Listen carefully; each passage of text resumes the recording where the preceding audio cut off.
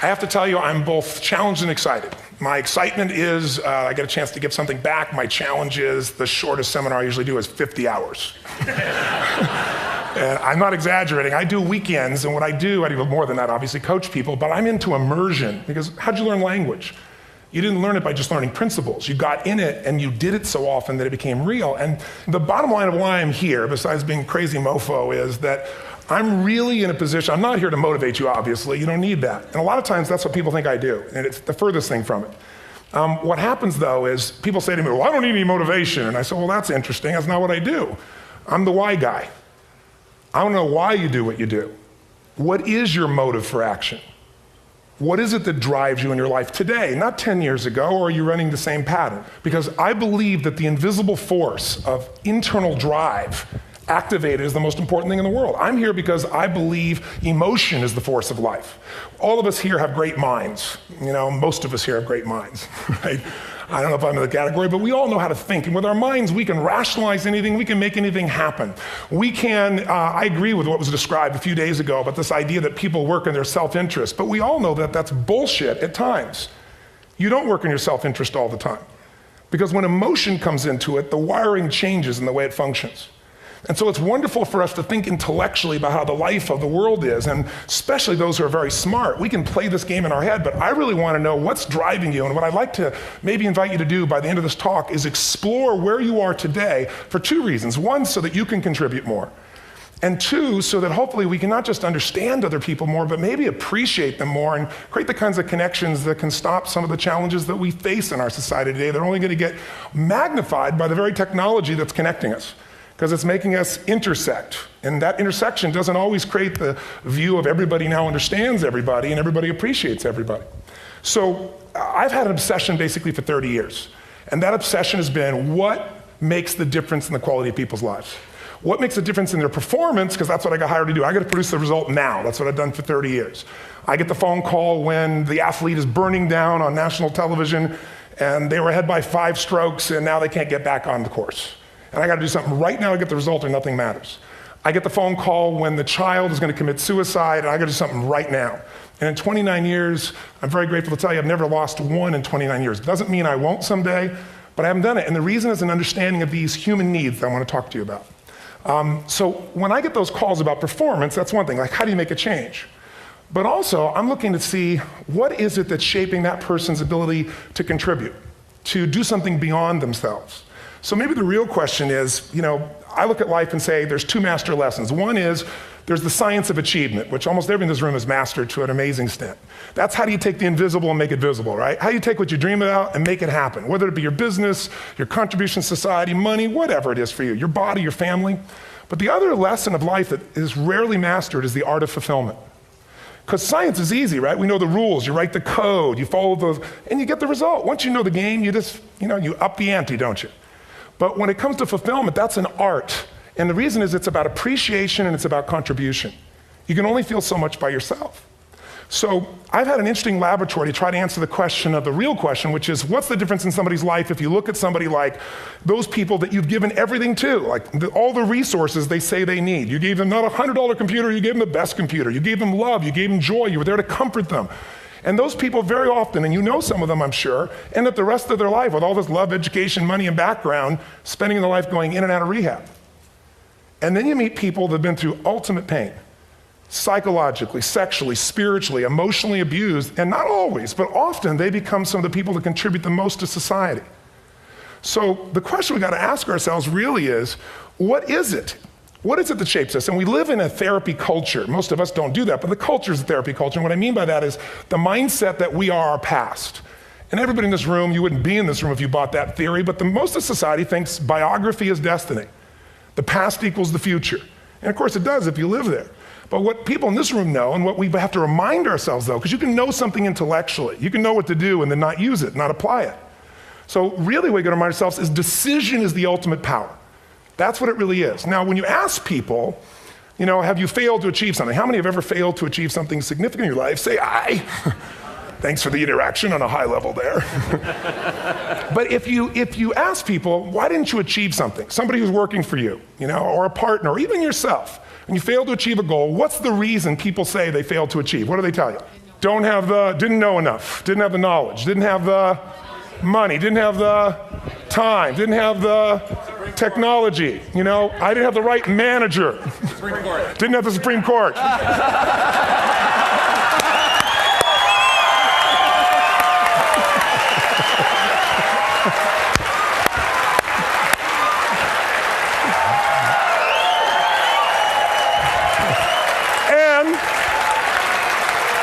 And what do all those, including the Supreme Court, have in common? They are a claim to you missing resources. And they may be accurate. You may not have the money. You may not have the Supreme Court. But that is not the defining factor.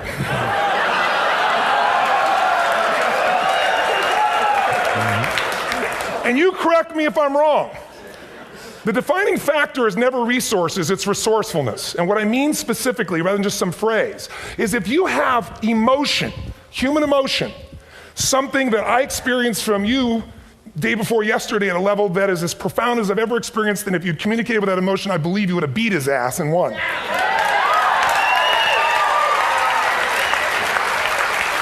But how easy for me to tell him what he should do.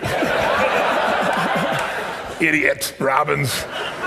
But I know when we watched the debate at that time, there were emotions that blocked people's ability to get this man's intellect and capacity and the way they came across to some people in that day. Because I know people that wanted to vote in your direction and didn't, and I was upset. But there was emotion that was there. How many know what I'm talking about here? Say I. So emotion is it, and if we get the right emotion, we can get ourselves to do anything. We can get through it. If you're creative enough, playful enough, fun enough, can you get through to anybody, yes or no? If you don't have the money, but you're creative and determined enough, you find the way. So this is the ultimate resource, but this is not the story that people tell us, right? The story people tell us is a bunch of different stories. They tell us we don't have the resources, but ultimately, if you take a look here, flip it up if you would. They say, what are all the reasons they have in common? We've said that. Next one, please. He's broken my pattern, that son of a bitch. But I appreciated the energy, I'll tell you that. What determines your resources? We've said decisions shape destiny, which is my focus here. If decisions shape destiny, what determines it is 3 decisions. What are you going to focus on? Right now, you have to decide what you're going to focus on. In this second, consciously or unconsciously, the minute you decide to focus on something, you got to give it a meaning. And whatever that meaning is produces emotion. Is this the end or the beginning? Is God punishing me or rewarding me, or is this the roll of the dice? And emotion then creates what we're going to do, or the action. So think about your own life, the decisions that have shaped your destiny. And that sounds really heavy, but in the last 5 or 10 years, 15 years, haven't there been some decisions you've made that if you made a different decision, your life would be completely different?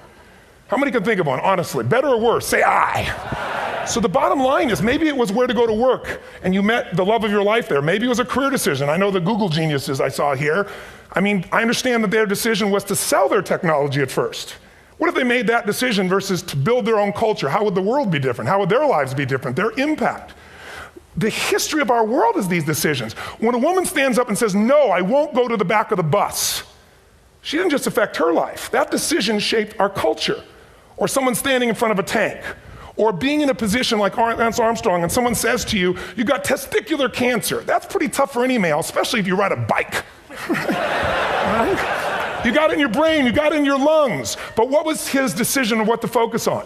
Different than most people. What did it mean? It wasn't the end, it was the beginning. What am I gonna do? He goes off and wins 7 championships he never won once before the cancer because he got emotional fitness, psychological strength.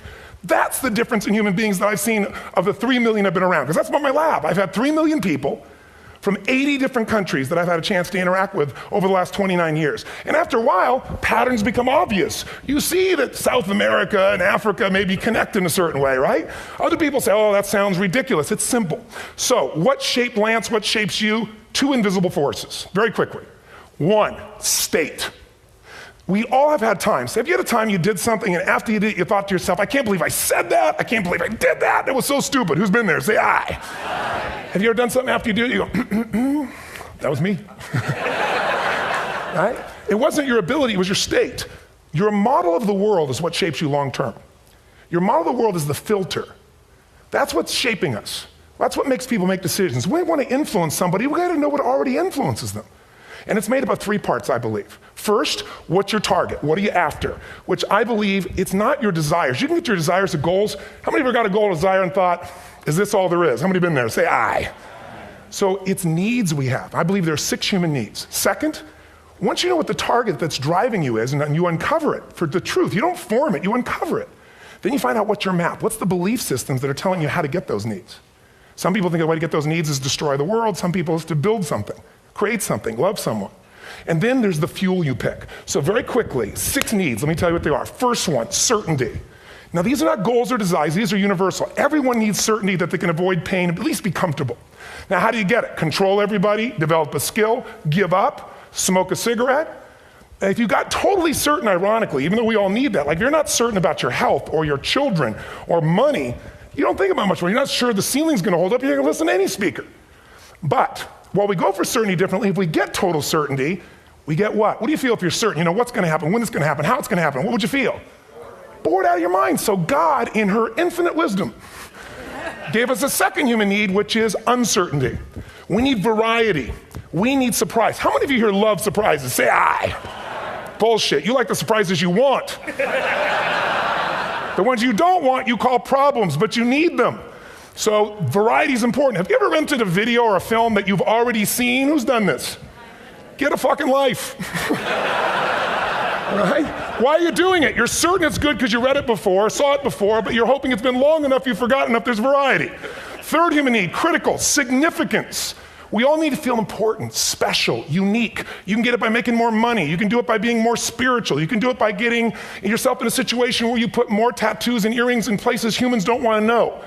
Whatever it takes. The fastest way to do this, if you have no background, no culture, and no belief in resources or resourcefulness, is violence. If I put a gun to your head and I live in the hood, instantly I'm significant. 0 to 10, how high? 10. How certain am I you're going to respond to me? 10. How much uncertainty? Who knows what's going to happen next? Kind of exciting, like climbing up into a cave and doing that stuff all the way down there. Total variety and uncertainty. And it's significant, isn't it? So you're willing to risk your life for it. So that's why violence has always been around and will be around unless we have a consciousness change as a species. Now you can get significance a million ways, but to be significant, you got to be unique and different. Here's what we really need. Connection and love, fourth need. We all want it. Most people settle for connection because love's too scary. Don't want to get hurt. Who here has ever been hurt in an intimate relationship? Say aye. If you don't raise your hand, you'll have had other shit too, come on. And you're going to get hurt again. Aren't you glad you came to this positive visit? But here's what's true, we need it. We can do it through intimacy, through friendship, through prayer, through walking in nature. If nothing else works for you, get a dog. Don't get a cat, get a dog, because if you leave for 2 minutes, it's like you've been gone for 6 months when you show back up again 5 minutes later, right? Now, these first 4 needs, every human finds a way to meet. Even if you lie to yourself, even if you have split personalities. But the last 2 needs, the first 4 needs are called the needs of the personality, is what I call it. The last 2 are the needs of the spirit. And this is where fulfillment comes. You won't get fulfillment from the first 4. You'll figure a way, smoke, drink, do whatever, meet the first 4. But the last 2, number 5, you must grow. We all know the answer here. If you don't grow, you what? If a relationship's not growing, if a business is not growing, if you're not growing, it doesn't matter how much money you have, how many friends you have, how many people love you, you feel like hell. And the reason we grow, I believe, is so we have something to give of value. Because the 6th need is to contribute beyond ourselves. Because we all know, corny as it sounds, the secret to living is giving. We all know life's not about me, it's about we. This culture knows that, this room knows that. And it's exciting. When you see Nicholas up here talking about his $100 computer, the most passionate, exciting thing is here's a genius, but he's got a calling now. You can feel the difference in him, and it's beautiful. And that calling can touch other people. In my own life, my life was touched because when I was 11 years old, Thanksgiving, no money, no food, and we're not gonna starve, but my father was totally messed up. My mom was letting him know how bad he messed up. And somebody came to the door and delivered food. My father made 3 decisions. I know what they were briefly. His focus was, this is charity. What does it mean? I'm worthless. What do I gotta do? Leave my family, which he did. At the time, one of the most painful experiences of life. My 3 decisions gave me a different path. I said, focus on, there's food, what a concept. You know? Second, but this is what changed my life. This is what shaped me as a human being. Somebody's gift, I don't even know who it is. I thought, my father always said, no one gives a shit. And all of a sudden, somebody I don't know, they're not asking for it, this is giving our family food, looking out for us. It made me believe this. What does it mean? That strangers care. And what that made me decide is if strangers care about me and my family, I care about them. What am I gonna do? I'm gonna do something to make a difference. So when I was 17, I went out one day on Thanksgiving. It was my target for years, have enough money to feed 2 families. Most fun thing I ever did in my life, most moving. Then next year I did 4, and I didn't tell anybody what I was doing. Next year, 8. I wasn't doing it for brownie points, but after 8, I thought, shit, I could use some help. So sure enough, I went out, and what did I do? I got my friends involved, and I grew companies, and then I got 11 companies, and I built a foundation. Now, 18 years later, I'm proud to tell you, last year we fed 2 million people in 35 countries through our foundation, all during the holidays, Thanksgiving, Christmas, in all the different countries around the world. It's been fantastic. Thank you. So I don't tell you that to brag, I tell you because I'm proud of human beings because they get excited to contribute once they've had the chance to experience it, not talk about it. So finally, I'm about out of time, the target that shapes you, here's what's different about people. We have the same needs, but are you a certainty freak? Is that what you value most, or uncertainty? This man here couldn't be a certainty freak if he climbed through those caves. Are you driven by significance or love? We all need all 6, but whatever your lead system is tilts you in a different direction. And as you move in a direction, you have a destination or destiny. The second piece is the map. Think of that as the operating system tells you how to get there. And some people's map is, I'm gonna save lives even if I die for other people, and they're a fireman. Somebody else says, I'm gonna kill people to do it. They're trying to meet the same needs of significance, right? They want to honor God or honor their family, but they have a different map. And there are 7 different beliefs. I can't go through them because I'm done. The last piece is emotion. I say one of the parts of the map is like time. Some people's idea of a long time is 100 years. Somebody else says is 3 seconds, which is what I have. And the last one I've already mentioned that felt you. If you got a target and you got a map, and let's say, I can't use Google because I love Macs, and they haven't made it good for Macs yet. So if you use MapQuest, how many have made this fatal mistake of using MapQuest at some time? You use this thing and you don't get there. Well, imagine if your beliefs guarantee you can never get to where you want to go. The last thing is emotion. Now here's what I'll tell you about emotion. There are 6,000 emotions that we all have words for in the English language, which is a linguistic representation, right? It changes by language. But if your dominant emotions, if I have more time, I have 20,000 people or 1,000, and I have them write down all the emotions that they experience in an average week. And I give them as long as they need. And on one side they write empowering emotions, the other is disempowering. Guess how many emotions people experience? Less than 12. And half of those make them feel like shit. So they got 5 or 6 good frickin' feelings, right? It's like they feel happy, happy, excited, oh shit, frustrated, overwhelmed, depressed. How many of you know somebody who no matter what happens finds a way to get pissed off? How many know somebody like this? Or no matter what happens, they find a way to be happy or excited. How many know somebody like this? Come on. When 9/11 happened, and I'll finish with this, I was in Hawaii. I was with 2,000 people from 45 countries. We were translating 4 languages simultaneously for a program that I was conducting for a week. The night before was called Emotional Mastery. I got up, had no plan for this, and I said, we had all this fireworks, I do crazy shit, fun stuff. And then at the end I stopped, and I had this plan I was gonna say, but I never do what I'm gonna say. And all of a sudden I said, when do people really start to live? When they face death.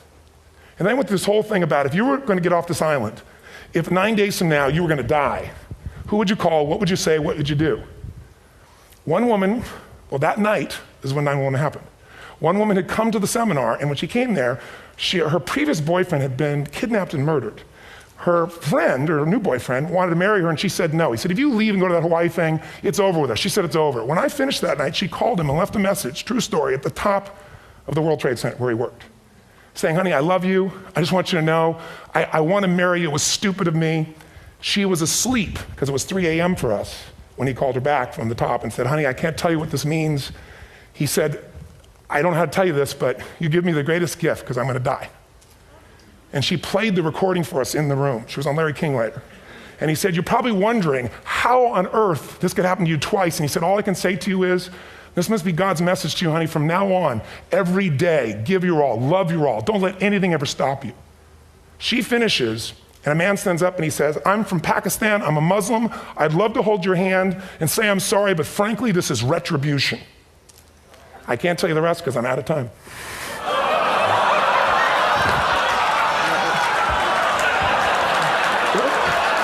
Are you sure? Finish the story. 10 seconds. 10 seconds. No, I want to be respectful. 10 seconds. All I can tell you is I brought this man on stage with a man from New York who worked in the World Trade Center, because I had about 200 New Yorkers there. More than 50 lost their entire companies, their friends, marking off their Palm Pilots. One financial trader, this woman made of steel, bawling. 30 friends crossing off that all died. And what I did to people is said, what are we going to focus on? What does this mean, and what are we going to do? And I took the group and got people to focus on, if you didn't lose somebody today, your focus is going to be how to serve somebody else. There are people, the woman got up and she was so angry and screaming and yelling. And she wasn't from New York, she's not an American, she doesn't know anybody here.